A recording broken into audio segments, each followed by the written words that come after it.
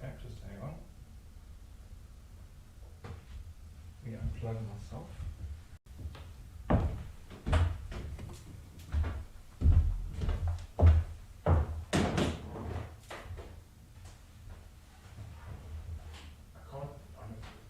It's shifted over to this side. I need to get it back again. That crystal pearl should be over here.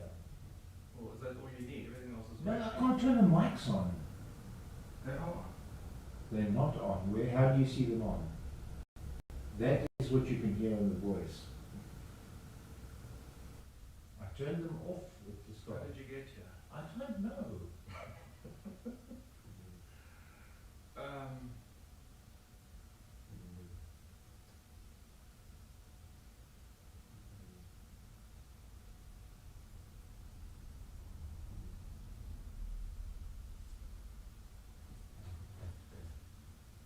What happened?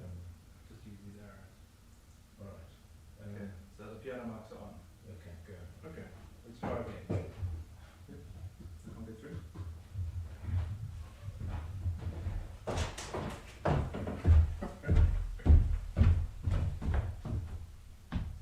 gotta put my microphone on, I'll stand on it. Oh my goodness. Oh, right, am I on? You want your mic on? Well, let me just play a little.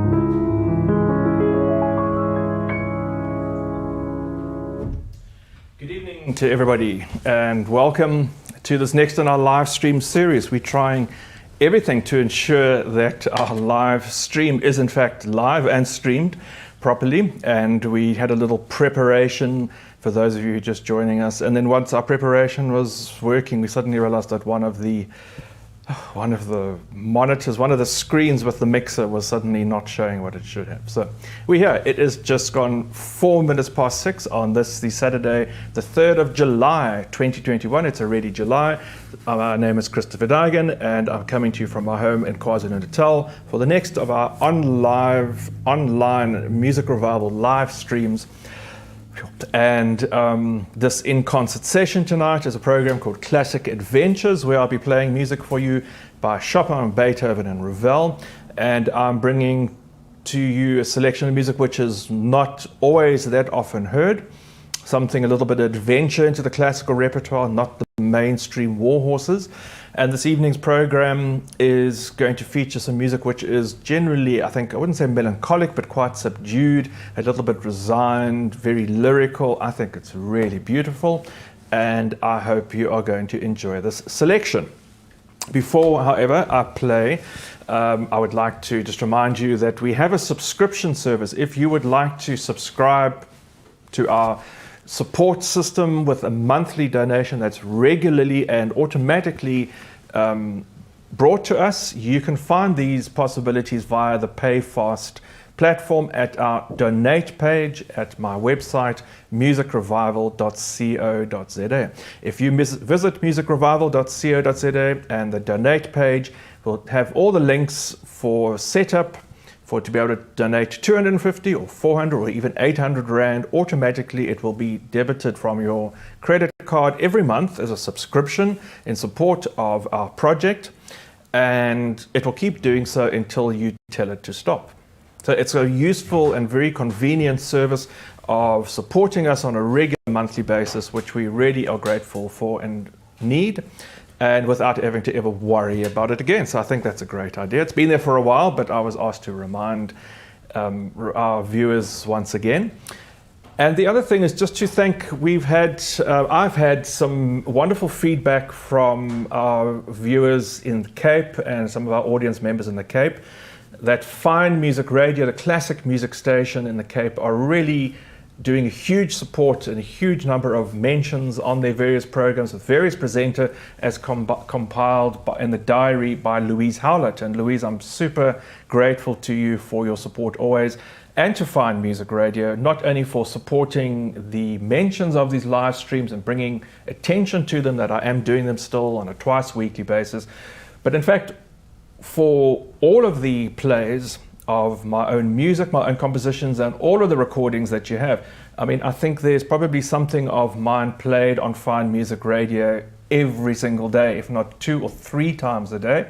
And that has obviously brought me huge coverage and huge exposure, and I'm hugely grateful to everyone at Fine Music Radio for that.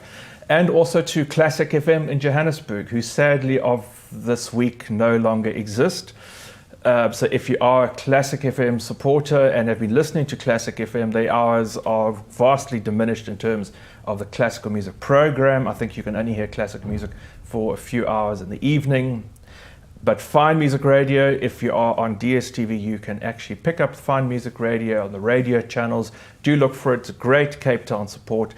And as I say, I'm hugely grateful. So welcome to all of those people who have been watching Fine, or listening to Fine Music Radio at least, and are joining me on the live stream for the first time tonight. We believe it's cold, chilly, and very wet in the Cape. I hate to tell you, but KZN winters are just simply beautiful, clear days, day after day. And today has been another beautiful day, and it's going to be a little bit cool this evening, but the music is going to warm us all up. So I am going to start off with a selection of 4 Mazurkas by Frédéric Chopin. Now, I mentioned last week the Mazurkas really, in terms of Chopin's output, are very interesting pieces. I'm really intrigued by the way in which Chopin categorizes his music and puts them into various genres, you might say, or to various styles, as to how he calls them. Nocturnes, which are very lyrical and reflective. These scherzi, which are very grand and brilliant. The ballades are more rhapsodic. Sonatas are very well and substantial pieces, well constructed substantial pieces. But the Mazurkas, for me, are actually a bit of a mystery, and it's great discovery. I mean, I've played and listened to so much of Chopin's music, but I've never really played the Mazurkas, and I have a whole book, look at that, a whole book of over 50 Mazurkas. And I think that listening and working on some of these pieces, these are actually some of Chopin's most sincere and authentic pieces. The Mazurka, a traditional Polish dance, Chopin brings to the concert stage or even to the drawing room a very intimate sound in these pieces. Most of them are only 1 or 2 pages long. And I think sometimes you will hear a simple folk melody, sometimes you will hear the Mazurka dance, sometimes you will hear a very plaintive or joyful hymn. There's something very unpretentious, very scaled down, and very authentic and very sincere in these pieces. And so I'd like to play a complete set of 4 of them, the set of Opus 30, the Mazurkas Opus 30 by Frédéric Chopin, to start off this evening's program of classic adventures.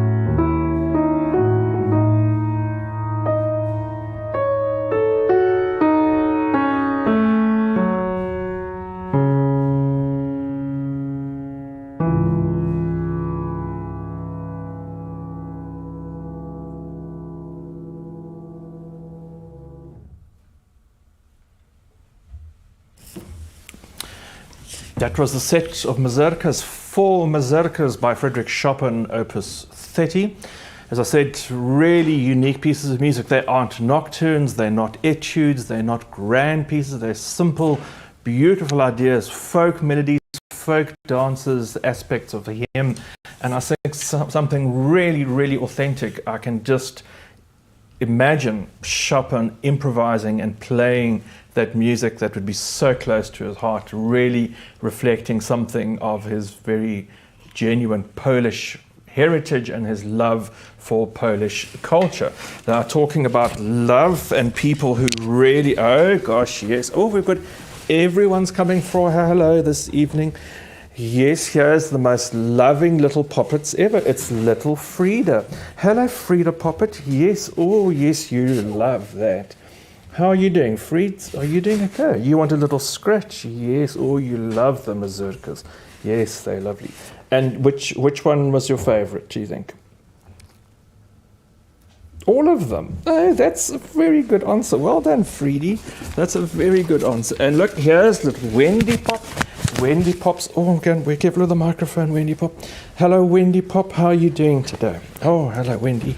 Oh, you want to? Oh, you're not comfortable. Okay. Oh, you want to go? You don't want to face the camera. You want a little squeeze. Hello, Wendy Pop. Are you? How's things today? Oh, yes. Oh, big Lixie. Ooh. Big Lixie from Wendy Pop. Everything been good? Yes. Wendy Pop, face the camera that side. There we go. Let everyone see how pretty you are, little hunter that you are. And yes, of course, who's that barking, demanding attention? Come on, it's little Lucy the long-haired Dachshund. Come on, Luce. Come on, Lucy. Come, Luce. You're just yawning at me. You don't want to come. Come. No, okay, Lucy's going to wait. Come on, Luce. Oh, goodness, here we go. Oh, yes, there we go. It's Lucy the long-haired Dachshund. Hello, Luce. How are you doing? Everyone says, where's Lucy? We don't care about the music. We just want to see Lucy. Here is little Lucy. Hello, Luce. How's everything today? Yes, it's all good. You've had a beautiful day. Yes, it's been so lovely. You've been sitting in the sun and you've been having a good old snooze. You've had some delicious food for dinner this evening and everything's just been fine. Little pudding. Oh, you're the pudding. Someone called you a pudding the other day. Do you think that's rude? Okay, I thought so too. And Luce, what did you do today?